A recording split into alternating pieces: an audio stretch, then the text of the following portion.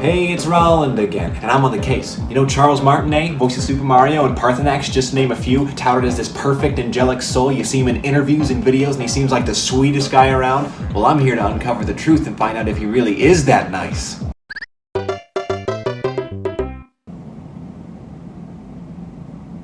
Yeah, I think he is, actually.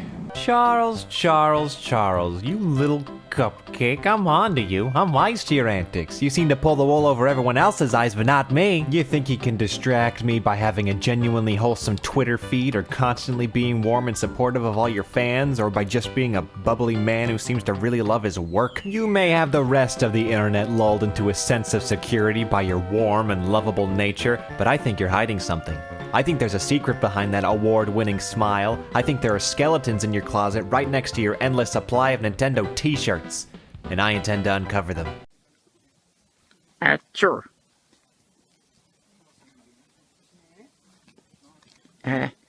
It's not Lake Sneeze. It's Lake Louise. Oh. Okay, maybe you're just the sweetest person alive, but that won't stop me from digging some dirt. Charles Martinet is the most prolific name in video game voice acting. Regardless of if you know him by his name, the title, The Voice of Super Mario, means something to everyone. But what is there to the man behind the plumber? What was Charles up to before his big break with Nintendo?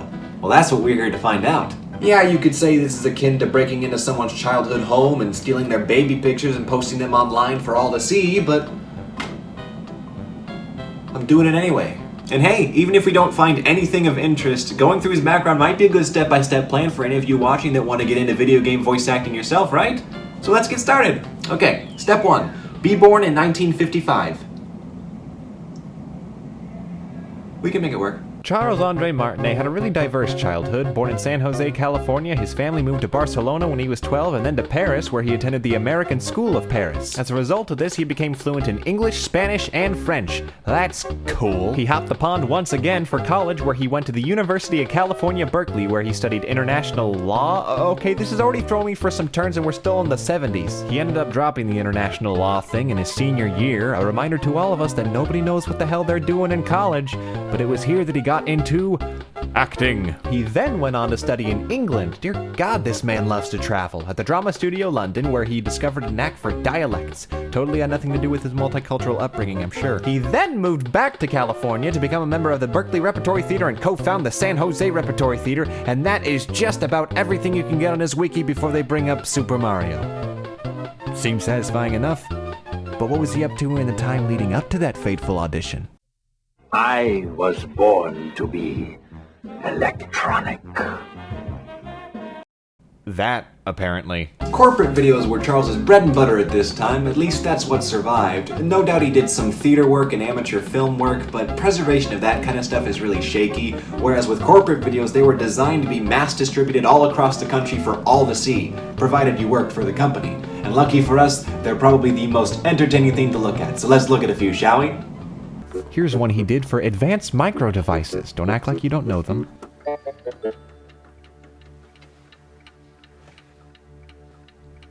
Where is he? Where is he? Ah! So, he's Scrooge?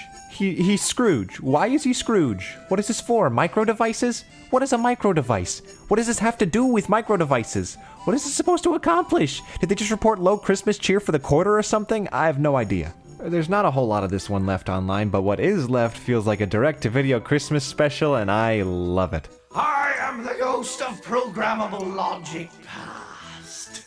From what I can glean, this is some weird story where Ebenezer Scrooge runs a micro-device company that exists within the context of the original Christmas Carol time, and he's supposed to be shown the past, present, and future of programmable logic? At least I think?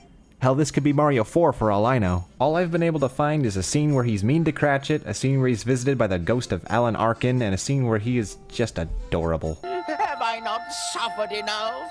Why do you torment me still? Now, if you'll excuse me, I'm going to be starting a petition to make this a feature-length film. We need some more Martinet Scrooge. Through the window? Through the wall. Okay, let's move on to the next one. I'm sure it can't get any weirder.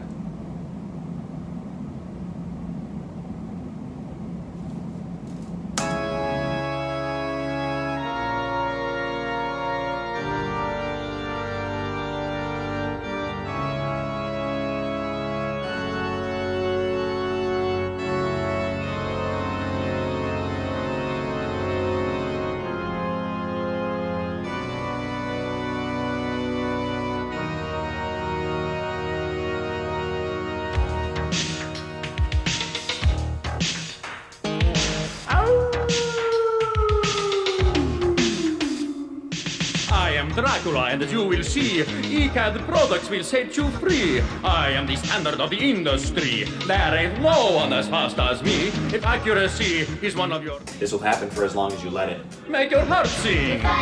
What? Rappin' Dracula? Did we need Rappin' Dracula? Excuse me, why would we ever need anything other than Rappin' Dracula? This is the best day of my life. With algorithms that are proprietary, I do jobs that are just too hairy. What do you think these girls are up to now? Do you think they remember this? Do you think Charles remembers this? Or did they all just pass out after filming and wake up at home thinking it was all a dream?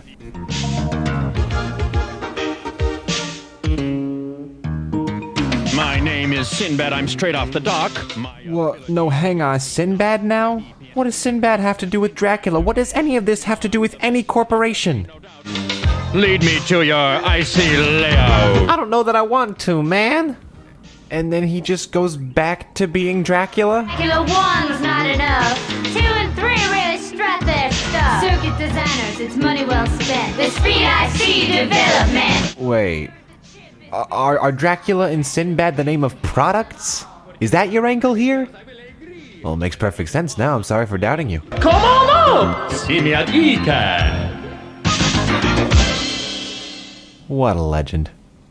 Okay, in an effort to keep my current level of sanity, let's stray away from the world of corporate videos. What about his TV and film work? Well, as far as TV goes, he has some respectable credits, being featured on an episode of Matlock and getting pretty consistent work from the late 80s into the 90s. Unfortunately, I couldn't scrounge up much. I watched the Matlock episode when it was free on YouTube and I just couldn't find him. From what I could tell, most of his parts in TV weren't very major. He was in a version of JoJo's Bizarre Adventure, if that counts for anything. Well, in any case, I apologize for my driver's behavior. And I hope you didn't get hurt. But that's okay, because he had some film work as well. Kind of the same story here too, though. Not a great deal of it is readily accessible. He was in the film 9 Months starring Hugh Grant. He played Arnie the Dinosaur. Can you guess who they were parodying? And there he is. That's Charles. I at least know he played the voice. I couldn't get confirmation over whether or not he was also in the suit, but I like to think he was. Penis head. Riveting. Okay, what else? He was in The Game, a movie from 1997. Oh, look, there he is. This movie was released under the Criterion Collection, so it must have done something cool. Beyond that, he did some random direct-to-video animation stuff, like Beauty and the Beast. Of course, I am referring to the only animated adaptation of the story that counts, Enchanted Tales, Beauty and the Beast, Family Classics. Let's give it a watch. It's dark. It's dark, he says. This we can see, thank you. Tell us something we don't know, will you? Hey, Hubert. What? Boo! Ha! Wakes every time. This is good. This sheds a little light on things.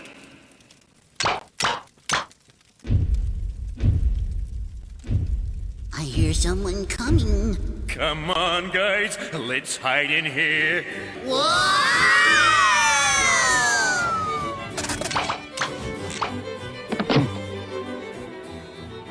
Okay, so if you were wondering, this one is Charles.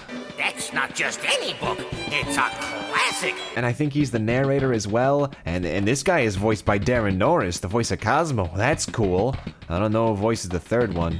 Oh, what else is there? Oh yeah, it's horrible. I've only watched a minute of it and it's horrible. Who are these people? Are they dead? What do they have to do with Beauty and the Beast? Who are they hiding from? Who the fuck's hand is this? Nope, I'm not watching the whole thing. You can't make me. Next! I'm honestly kind of bummed out. I wish I was finding more live action stuff in his film work. I already know what his voice sounds like. And even if I find the exact thing he was in, he's either not in it prominently enough to justify sitting through the whole thing or you just can't find him at all. But to be fair, his film and television work represent a really small portion of his resume. He only really did movies here and there throughout the 90s, and his last movie was in 2005 in some independent film called The Californians.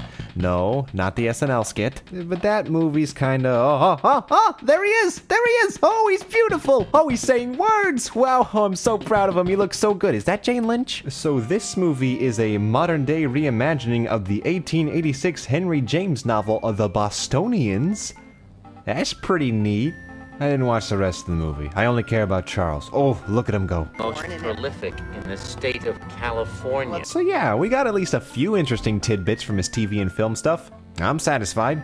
Now let's hop over to the big one. Video games. The second we cross over into this medium, the first thing we run into is a certain red plumber, but we'll save him for later. For now, I want to see his voice work in other games. Let's start with his earliest non-Mario credit, a game called Police Quest 4 Open Season, and it is...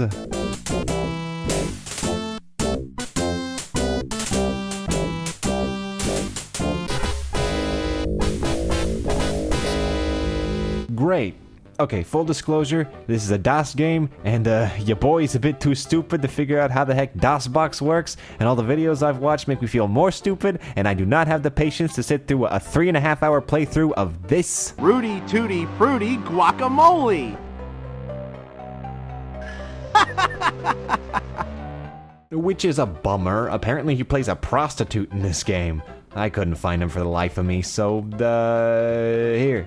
This is Charles. There he is. Sexual harassment is a violation of federal and state law and city and department policy. Hey, you said it, not me. Okay, moving on. Let's see, he was in Space Quest 6. He's an alien named Patui. Wonderful. While whispering into the victim's ear dialogue from either Tango and Cash or Hudson Hawk. If you close your eyes and imagine Mario speaking, he sounds real weird. Welcome to Hollow Suite Program 5551212, the Vulgar Nerve Pinch. He played Beethoven in a Carmen Sandiego game. Ah, misery! To have mein Fifth und Sixth Symphony scores stolen, just as they were to debut this evening. I am... He was straight up called out in the game called Shadow of Memories. You're a little strange. Well, of course I am.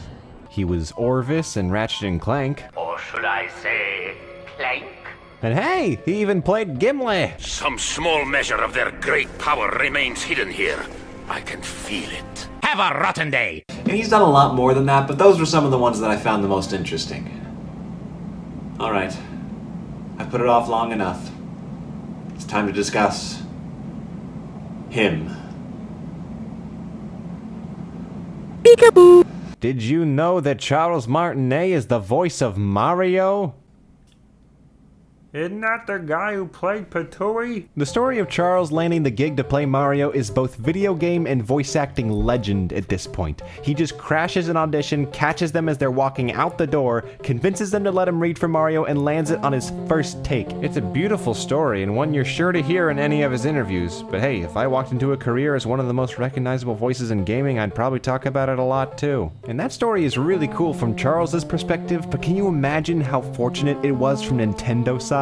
Mario's success took off in a way that I don't think they were prepared for in the 80s. You look at early Mario games and everything is so undefined. They were just making a game to make a game, really. All the details about the story or Mario's character was just extra stuff in the instruction manual to give kids an extra reason to care. Then suddenly, Mario becomes a household name that can sell game cartridges on its inclusion alone. Great for short-term success, but they knew if they wanted this cash cow to last, they needed to get a bit more specific with just what they used Mario for. They needed to sharpen him as a brand, and that meant getting absolutely clear on just who the heck Mario was. In the early days, Nintendo was willy-nilly with throwing Mario around and letting any company do whatever they wanted to him as long as they made them money. That led to a lot of really weird Marios, but it was fine. It was easy to distinguish them from the Mario from the games. That Mario doesn't talk.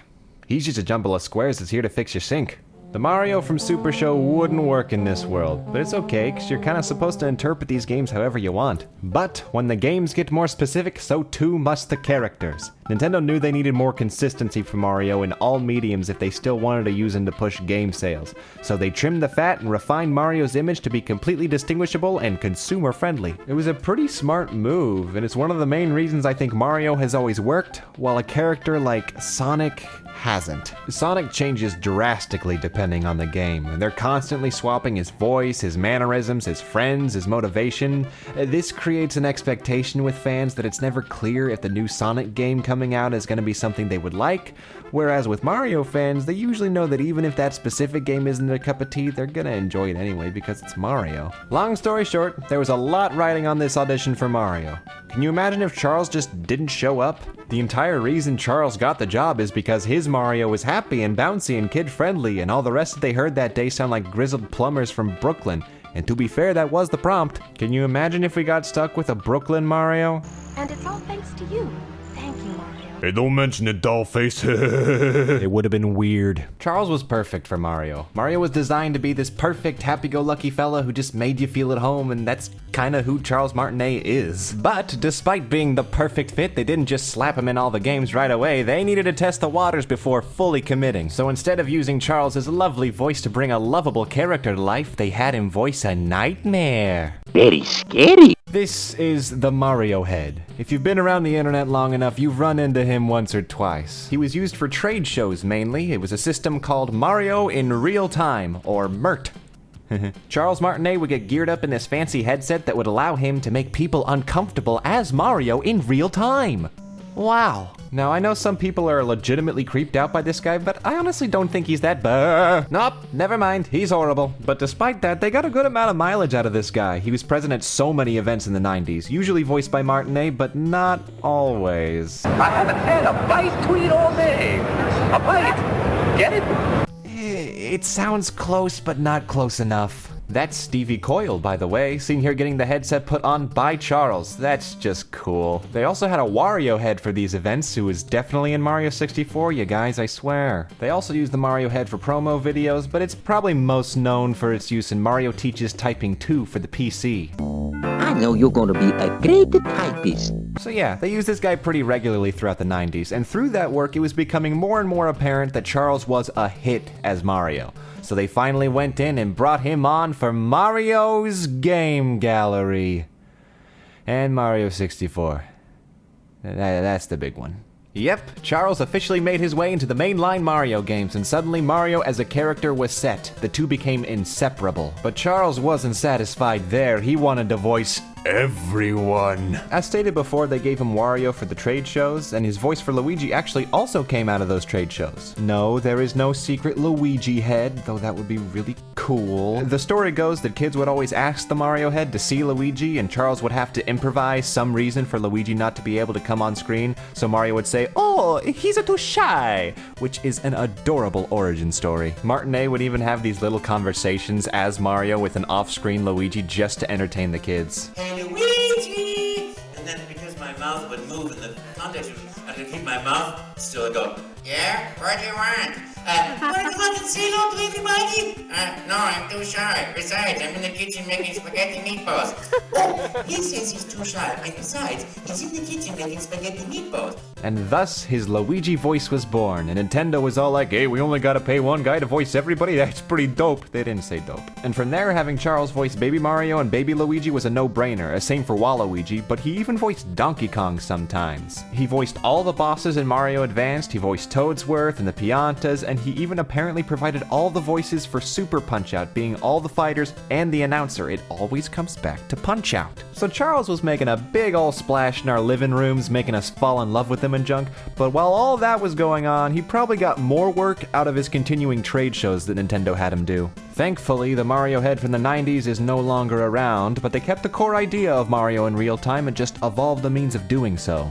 They had a puppet for a while, he was cute, and they had one for Wario too. And here's an interesting one. It was a promo for Mario Sunshine in Australia, and this is probably the closest direct evolution from the classic floating head formula. But what I remember is this stiff-jointed son of a gun right here. This guy was in circulation around the 2000s, and I remember watching videos of people talking to him in the Wario variant, and I was just thinking, wow, now this is the pinnacle of technology. There was also a Mario used for a commercial spot for Mario Sports Mix that I think used similar technology, though I don't know if he was used outside of this. No, what most people probably know nowadays are the super polished Mario and Luigi screens that you can see at Nintendo World or anywhere else Nintendo's taken it to. These guys are the fully realized version of what the old Mario head was trying to be. Their animations are gorgeous, the mouth movements are really pleasing, and there's a bunch of different things Charles can have them do other than talk. These things are just really cool, and it's always so heartwarming to see kids interacting with them. This is probably the best Mario in real time can get, but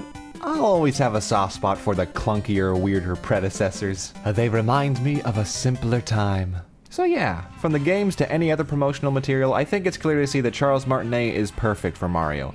But I think it's even more apparent that Mario is perfect for Charles Martinet. When you see him in interviews or in his adorable online videos where he's playing with his Mario and Luigi toys, he just exudes this pure joy that I can't get enough of. Seriously, if you haven't seen his Instagram videos, they are the purest things on the planet. That's chilly in the morning. Get it? Or yeah, I get it. It's kind of chilly. It's just him traveling all over the world for conventions and promotional events for Mario, and he just seems like he is having a blast. What comes to mind for me is this video. It's of him in Brazil making a silly Mario video, which it is just too delightful that he was making these even before he had a smartphone. Come on. And the sheer wonder in his voice to be in Brazil is palpable. There must be some good spaghetti meatballs here.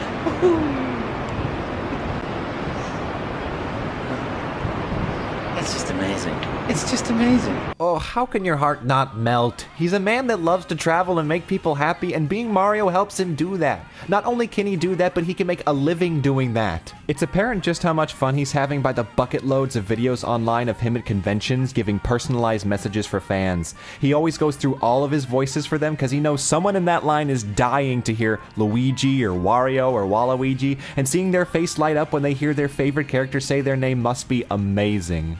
He is such a giving person. When interviewers ask him why he thinks people like Mario so much, he's quick to say that Mario is a wonderful reminder for us to just let go and have fun sometimes. Good, pure fun. And Charles just exudes that mantra in every way. I've seen a lot of memes going around about wholesome people in the world, and I just don't think enough people are talking about Charles Martinet. He is the ultimate reminder for us to have fun. Life is too short to hold on to anger or jealousy or worry or care. Those things are always going to be there. So for now, why don't we just have fun with our good pal Mario? I know there will eventually be a time when Charles can't do the voice of Mario, and that inevitability saddens me deeply. But I just hope that whoever dons the red cap and overalls after Martinet will have just as much fun as he did. Until that day, let us continue to jump, spin, and eat lots of pasta with the sweetest man in video gaming. Let's go! Mamma mia! You guys, you're number one!